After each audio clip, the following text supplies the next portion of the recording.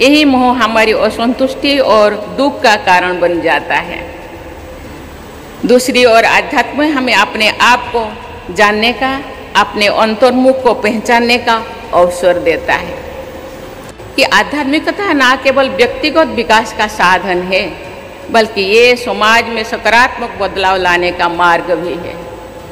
राजस्थान के आबू रोड स्थित ब्रह्म कुमारी संस्थान में शांतिवन शुक्रवार 3 अक्टूबर को वैश्विक शिखर सम्मेलन का आगाज हुआ है। इस सम्मेलन का उद्घाटन राष्ट्रपति द्रौपदी मुर्मू ने किया। राष्ट्रपति ने अपने संबोधन में विश्व शांति, अध्यात्म, ग्लोबल वार्मिंग, स्वच्छ भारत मिशन और जल जीवन मिशन और पर्यावरण पर अपनी बात कही। उन्होंने कहा कि जब हम शांत होते हैं तभी दूसरों के प्रति सहानुभूति और प्रेम का भाव रख सकते हैं। इस सम्मेलन में राज्यपाल हरिभाऊ बागड़े भी मौजूद रहे। सम्मेलन से पहले राष्ट्रपति ने संस्थान के मानसरोवर परिसर में पेड़ लगाया और देशवासियों को एक पेड़ मां के नाम लगाने का आह्वान किया। आध्यात्मिकता द्वारा स्वच्छ एवं स्वस्थ समाज विश्व पर आयोजित सम्मेलन में संबोधित करते हुए राष्ट्रपति द्रौपदी मुर्मू ने कहा कि आज विश्व के अनेक हिस्सों में अशांति का वातावरण व्याप्त है, मानवीय मूल्यों का ह्रास हो रहा है। ऐसे समय में शांति और एकता की महत्ता और अधिक बढ़ रही है। शांति केवल बाहर ही नहीं बल्कि हमारे मन की गहराई में स्थिर होती है। जब हम शांत होते हैं तभी हम दूसरों के प्रति सहानुभूति और प्रेम का भाव रख सकते हैं। इसलिए मन, वचन और कर्म सबको स्वच्छ रखना होगा। आध्यात्मिक मूल्यों का तिरस्कार करके केवल भौतिक प्रवृत्ति का मार्ग अपनाना अंततः विनाशकारी सिद्ध होता है। राष्ट्रपति मुर्मू ने कहा कि आध्यात्मिकता का मतलब केवल धार्मिक होना या सांस्कृतिक कार्यों का त्याग करना नहीं है। आध्यात्मिकता का अर्थ है अपने भीतर की शक्ति को पहचान कर अपने आचरण और विचारों में शुद्धता लाना। कर्मों का त्याग करके नहीं, कर्मों का सुधार कर ही बेहतर इंसान बन सकता है। विचारों और कार्यों में शुद्धता जीवन के हर क्षेत्र में संतुलन और शांति लाने का मार्ग है।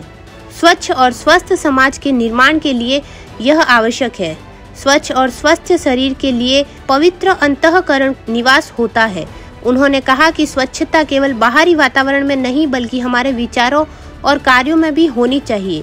हम परमात्मा की संतान हैं। परमात्मा की तरह हम भी विचित्र हैं। हम स्वच्छ और शुद्ध थे, लेकिन यहाँ पर आकर हमने अपने आप को दाग लगाया। काम, क्रोध, लोभ, मोह, हिंसा से हमारी आत्मा पर विकारों की मैल चढ़ गई, जिसे शुद्ध बनाए जाने की जरूरत है। जब आत्मा शुद्ध होगी तब हम शुद्ध हो जाएंगे। अगर हम मानसिक और आध्यात्मिक रूप से स्वच्छ नहीं हैं तो हमारी स्वच्छता निष्फल रहेगी। भौतिकता हमें क्षण भर की शारीरिक और मानसिक संतुष्टि देती है।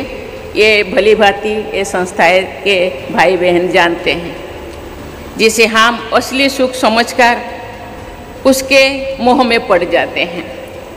यही मोह हमारी असंतुष्टि और दुख का कारण बन जाता है।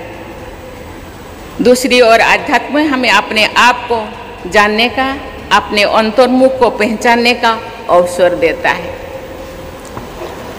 आध्यात्म से जुड़ाव हमें समाज और विश्व को देखने का एक अलग सकारात्मक दृष्टिकोण प्रदान करता है। ये दृष्टिकोण हम में सभी प्राणियों के प्रति दया और प्रकृति के प्रति संवेदनशीलता का भाव उत्पन्न करता है कि आध्यात्मिकता न केवल व्यक्तिगत विकास का साधन है, बल्कि ये समाज में सकारात्मक बदलाव लाने का मार्ग भी है। जब हम अपने भीतर की स्वच्छता को पहचान पाने में सक्षम होंगे, तभी हम एक स्वस्थ और शांतिपूर्ण समाज की स्थापना में अपना योगदान दे पाएंगे। इसीलिए ये भाई बहन खुद के साथ साथ पूरा विश्व को शांतिपूर्ण, सुखदायी बनाने के लिए प्रयास कर रहे हैं। मुझे लगता है आपके प्रयासों से, आपके समिट से, आपके 1937 से अभी तक के यात्रा से मुझे लगता है विश्व का परिवर्तन जरूर संभव होगा। कहा जाता है आप प्रयास करने से सब कुछ मिल जाएगा। मुझे विश्वास है इस समिट में भाग लेने आए देश विदेश के प्रतिभागी जो यहाँ से जाएंगे तो ये ना केवल अपने आप में बदलाव महसूस कर रहे होंगे, बल्कि समाज में भी बदलाव लाने में स्वयं को सक्षम महसूस करेंगे। आप सक्षम हो, मजबूत हो, मुझे पता है आप चट्टान के तरह हो, लेकिन दूसरों को भी मजबूत बनाने में आपका आध्यात्मिक शक्ति जरूर विश्व को बदलाने में सक्षम होगा। इसी आशा और भरोसा के साथ मैं अपने वाणी को विराम देती हूँ। मैं आशा करती हूँ ये समिट विश्व को जरूर एक परिवर्तन लाने में सक्षम होगा। इसी के साथ धन्यवाद।